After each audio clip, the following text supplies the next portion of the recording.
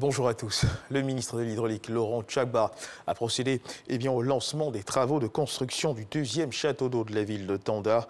Ce château d'eau, dont les travaux sont prévus pour s'achever dans 24 mois, va permettre de résoudre tous les problèmes d'accès à l'eau potable dans la ville de Tanda et de plusieurs localités environnantes, dont Sandégué, Kouassi, Datekro et les villages environnants. Ces travaux de construction du château d'eau et des infrastructures à réaliser pour son approvisionnement vont coûter un peu plus de 20 milliards de francs CFA. La compagnie aérienne Air Côte d'Ivoire a réceptionné jeudi dernier un nouvel aéronef. Il s'agit d'un Airbus A320, le troisième du genre pour la compagnie nationale qui poursuit ainsi le renforcement de sa flotte aérienne. L'avion qui a atterri sur le tarmac de l'aéroport Félix Houphouët-Boigny en fin de journée a été réceptionné par le ministre des Affaires étrangères représentant le Premier ministre Ahmed Bakayoko et le ministre des Transports, avec à leur côté les responsables de Air Côte d'Ivoire. Le reportage complet de Jean-Louis Bambo dans nos prochaines éditions. Et puis, sachez que le mercredi dernier, il s'est tenu au plateau un point de presse organisé par l'ONG internationale TechnoServe. Cette ONG entend contribuer au développement de l'entrepreneuriat des jeunes et des femmes avec en ligne de mire une contribution forte et substantielle aux efforts importants de l'État de Côte d'Ivoire pour l'atteinte des objectifs de développement durable ODD. Le reportage de Est Touré.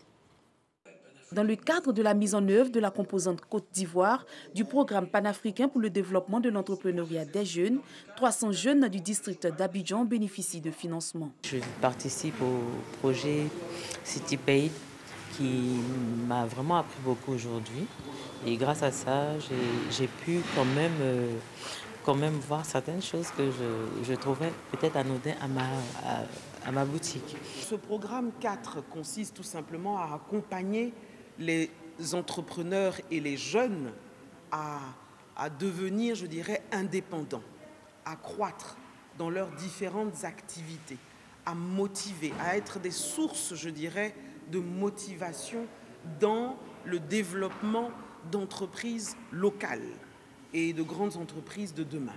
En Côte d'Ivoire, ce programme permettra à terme de renforcer les capacités, d'apporter une assistance technique et de connecter pour l'accès au financement de plus de 500 femmes et jeunes entrepreneurs dans le secteur du commerce de détail des produits manufacturés des districts d'Abidjan et de Yamoussoukro. Ce sont un peu plus de 65% de filles qui sont bénéficiaires de ce projet.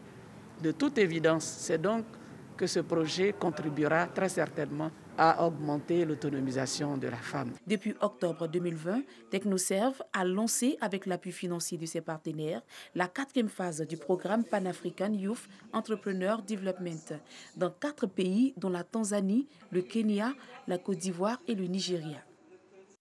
Et dans l'actualité internationale, en République démocratique du Congo, le pays a un nouveau Premier ministre en la personne de Lukande Sama Kyenge, âgé de 43 ans. Jusqu'à présent, celui-ci était directeur général de la société publique minière Gécamine, fleuron industriel du pays.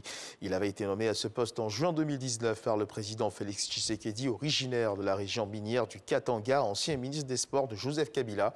Sama Lukande Kyenge est un militant de Avenir du Congo, un parti politique qui a migré du camp de l'ancien gouverneur de l'ex-Katanga et richissime homme d'affaires Moïse Katumbi vers celui de Félix Tshisekedi depuis 2018.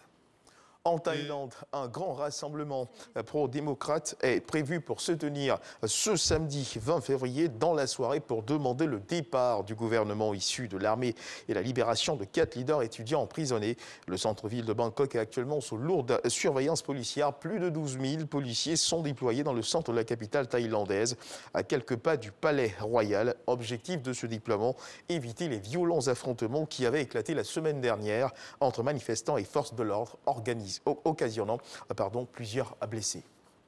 Et toujours dans l'actualité internationale, sachez également qu'au moins 21 djihadistes du groupe État islamique ont été tués dans plusieurs raids menés par l'aviation russe dans le nord de la Syrie.